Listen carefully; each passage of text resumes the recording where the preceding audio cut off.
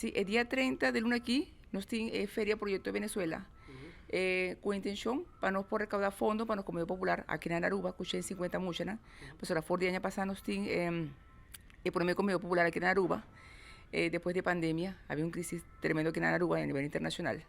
Entonces nos tiene muchas de Aruba, nos tiene muchas de Venezuela, Colombia, de República Dominicana, diferentes nacionalidades.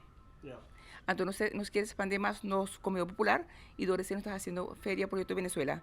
Danke a Gerencia de París Plaza, que nos da la oportunidad de facilitarnos un de 3 pisos, juega que nos sabe así de ludo y juega de dominó. Nos tienen también cortesía de París Plaza, medalla de plata, nos sabe poner como fundación medalla de oro y nos tienen diferentes premios, ¿no? Hay diferentes equipos que te voy a presentar el día ahí. También nos tienen en el parte aquí en Diabau, nos tiene un grill especialmente con barbecue típico venezolano. Nos tiene de 750 para cada plato. Aparece nos tiene también un combo de hot dog también para 8.75. Nos tiene diferentes drinks y cosas aquí. También tiene diferentes mesas que nos estaba dirigido para 15 florín. Mesas chiquito y mesas mediano para 25 florín. Con intención para recaudar más fondos para nuestra fundación y diferentes fundaciones en Venezuela, incluyendo tragedia y tejerías allá en el estado de Aragua. A mí también personalmente para entregar full de donación allá en nombre de nosotros.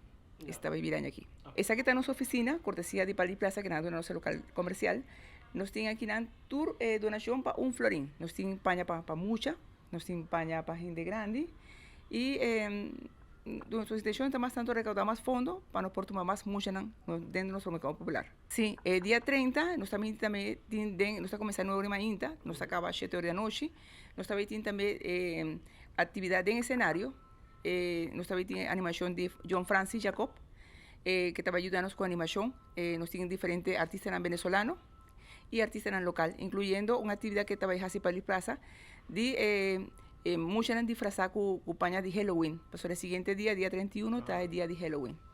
Entonces, esta actividad que te va a hacer para la plaza de 3 horas de la tarde, de 7 de la noche. Aparece un piñata especialmente para muchas y diferentes regalos, y rifan para muchas.